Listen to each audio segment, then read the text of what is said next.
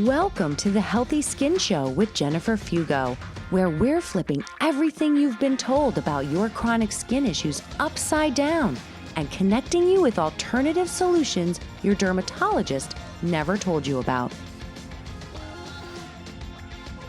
Welcome back to episode number 172 of the Healthy Skin Show.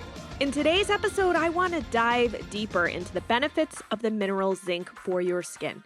As you might recall, I talked about the benefits of zinc and why your body absolutely needs it for healthy skin in episode 169.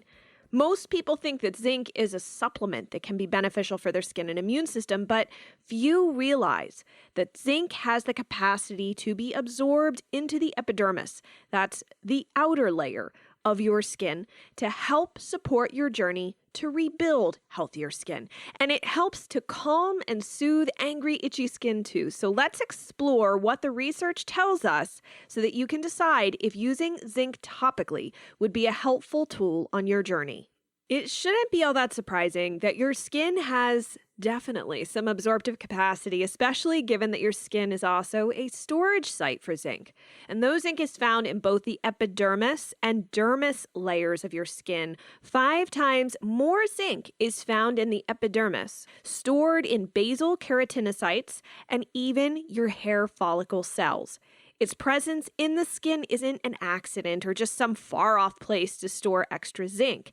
Zinc serves several roles in the upper layer of skin, including helping to stabilize cell membranes, playing its part as a required cofactor for certain enzymes such as superoxide dismutase, also known as SOD, and alkaline phosphatase, also known as ALP, as well as supporting skin cell proliferation during wound healing. And as you might also be aware, after buying a natural sunscreen, zinc can protect your skin from both UVA and UVB sun rays. It's one of the only ingredients aside from avobenzone with that capacity, which is why it's a common natural ingredient. As I've already mentioned, zinc can be absorbed through the skin, specifically the epidermis or outermost layer, thus increasing the level found in that specific tissue. But topical zinc's impact on your overall body stores and other levels used for the body's various functions is pretty much non-existent. So I wouldn't recommend topical application of zinc as an appropriate substitution for zinc consumed orally from food or supplements. But I'm not saying that applying topical zinc isn't worth it. For my friends who have skin problems, using both routes could allow you to optimize different areas of the body simultaneously, especially if your overall need is quite high. Given that skin is the lowest priority organ on the organ totem pole, topical application could potentially give it a nice boost over oral supplementation alone. And that's why I think it's really worthwhile for us to have the conversation about how topical zinc can be helpful. So let's talk about that. Aside from the benefits I touched on before, zinc can be really helpful to reduce inflammation and itchiness, which many of my clients in my private practice struggle with. That's why it's imperative to assess your body's needs for zinc, even beyond what your labs indicate. The use of topical steroids, for example, and this is even in conjunction with other corticosteroid exposure, like maybe use an inhaler, for example, is to reduce inflammation at the level of the skin in most chronic skin conditions. But as a consequence, using topical steroids and these other corticosteroids contributes to the depletion of zinc from your body. And though it remains unclear if topical steroids deplete zinc directly within the skin, adding it to your topical regimen and even potentially to your protocol could be helpful. And as for that itchy skin, this is again where topical zinc may be helpful. This can be due to zinc's ability to better support and stabilize mast cells. Mast cells are basically containers or little warehouses floating around your body, carrying histamine packets. And when they become jostled and irritated, they dump their histamine packets, and thus you have this histamine flare. So if we can help stabilize those mast cells and prevent them from dumping their histamine packets and thus causing a histamine flare, that's a good thing, right? Less histamine could potentially equal less itching. Now, one interesting thing to consider. As a kid, I knew that calamine lotion was something to use for poison ivy and other instances where you ended up with like really itchy skin. Well, guess what's in calamine? You got it, zinc. But with all this said, I want to caution you against expecting magical relief from zinc because itchy skin can also be a sign of deeper issues. For example, an H. pylori infection, gut dysbiosis, low phase 2 liver detox nutrient supplies, or even excess histamine triggered by other issues going on under the surface. And speaking of issues that zinc could potentially help, let's talk a little bit about zinc and skin hydration. So if you've got dry, flaky skin or skin that gets itchier as it gets drier, you are not alone. Many people struggling with eczema and psoriasis often complain about dry skin, and they'll purchase all sorts of moisturizers in a desperate attempt to keep their skin from drying out so much. The reason that this happens is due to something called trans-epidermal water loss. It's also, for short, TEWL. Now, most people talk about trans-epidermal water loss when discussing eczema, but it's also a real problem for those with psoriasis as well, especially in areas affected by plaques that appear to show higher water loss. Essentially, your skin barrier function is poor or compromised and unable to retain hydration. And that's essentially what we're describing when we talk about the concept of leaky skin. And this is really important if you're going to understand why dry, flaky skin is a daily problem. So one consequence of skin barrier leakiness is this trans-epidermal water loss. And believe it or not, trans-epidermal water loss is actually greater at night due to your skin having its own circadian rhythm. And this partially explains the increase in dryness and itchiness when you're headed to bed or if you wake up in the middle of the night scratching yourself to pieces. This drop in skin barrier function is also more pronounced as we age and is exacerbated when zinc levels are low. This might be a bit of an aside, but I thought that it was worthwhile to mention. So I found one small study from 2017 that looked at zinc serum status in patients with varicose veins in the legs who struggled with itching. What they found was pretty remarkable.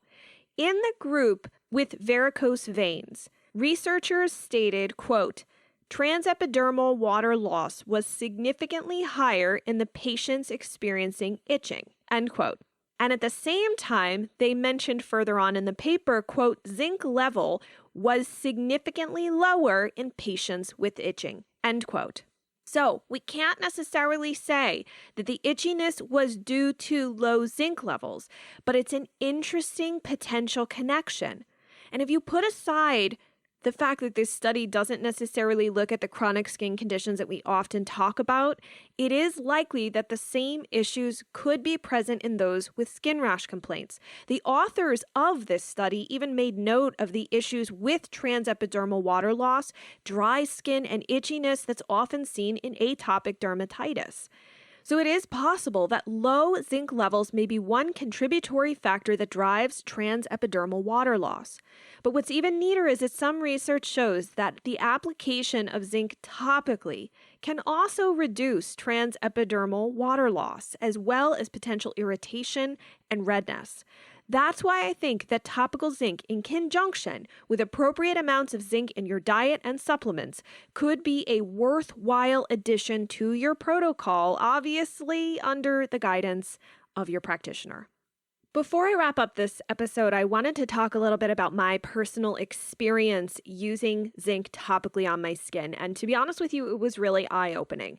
Though I haven't had rashes on my hands to the extent that I had when I had eczema, it's difficult for me to say personally that topical zinc got rid of my rashes because that wouldn't be accurate. I found out about topical zinc long after they were gone. However, I have used it in spots where I've been scratched or scraped myself in the middle of the night.